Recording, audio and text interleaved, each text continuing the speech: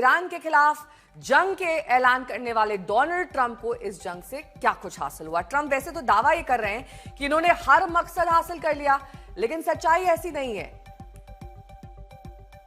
तो उन्हें स्पष्ट जीत नहीं मिली है, ये भी सबके सामने है। उम्मीद से बहुत लंबा युद्ध खिंच चुका था, 40 दिन बीत चुके थे। ईरान से सरेंडर भी नहीं करवा पाए, सारी शर्तें भी नहीं मनवा पाए, ईरान में सत्ता नहीं बदल पाए, और साथ ही अमेरिका में उनकी लोकप्रियता गिर गई, उनकी रेटिंग्स गिर गई।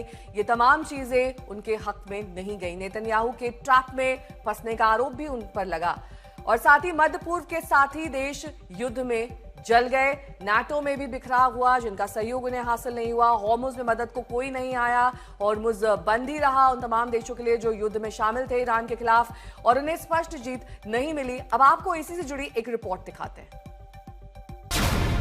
कभी ईरान के लोगों को जानवर कहा, They kill protesters, they're animals, and we have to stop them. कभी ईरान को गाली दी।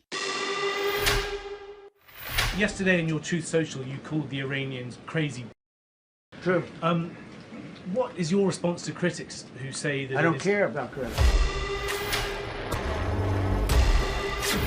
कभी ईरान के पावर प्लांट और पुलों को उड़ाकर पाषाण युग में पहुंचाने की धमकी, तो कभी ईरान की पूरी सभ्यता को ही जमींदोज कर देने की चेतावनी।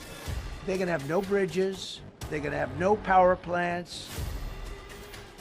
Stone Ages, yeah.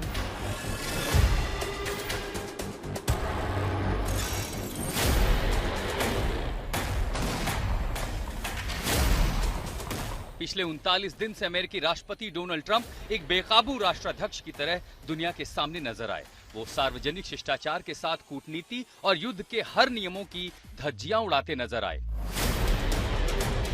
28 फरवरी को जब नेतन्याहू के साथ मिलकर ट्रंप ने ईरान के खिलाफ जंग का ऐलान किया, तो पहले ही हमले में ईरान के सर्वोच्च नेता आयतुल्लाह खामनेई का खात्मा कर दिया। 39 दिन की जंग में ईरान के टॉप नेताओं और सैन्य नेतृत्व का खात्मा कर दिया। यानी वो खामनेई जो ट्रंप को चुभ रहे थे, उन्हें पहले ही दिन रास्ते से हटा दिया। फिर भी ईरान में अपनी पसंद के मोहरे को वहां की सत्ता में नहीं बिठा सके, क्योंकि युद्ध के उन्माद में उन्होंने कोई विकल्प ही नहीं रहने दिया। ईरान के परमाणु कार्यक्रम को ट्रंप ने जंग छेड़ने की एक बड़ी वजह बताया था, लेकिन आज तक इसका प्रमाण सामने नहीं आया। They killed 45,000 people in the last month. More than that. I think it could be as much as 60. They kill protesters. They're animals. And we have to stop them, and we can't let them have a nuclear weapon. Very simple.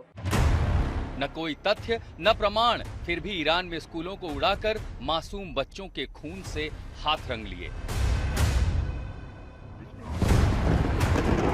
Iran के सबसे बड़े पुल को बम से उड़ा दिया। Iran के हथियार depot उड़ा दिए।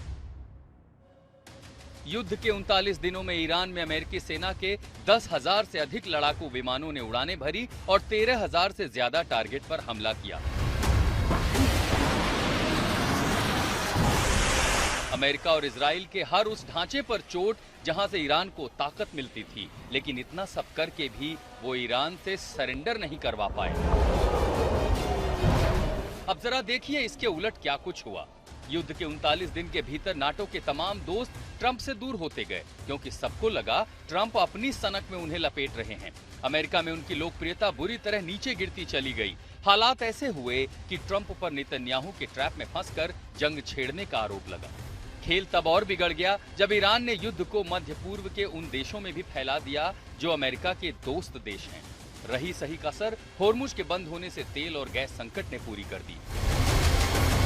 यानी परसेप्शन के नजरिए से ट्रंप के लिए युद्ध का दांव नाकाम साबित हुआ। हालांकि ट्रंप अब भी यही कह रहे हैं कि वो सभी लक्ष्य हासिल कर चुके हैं। आज तक ब्यूरो।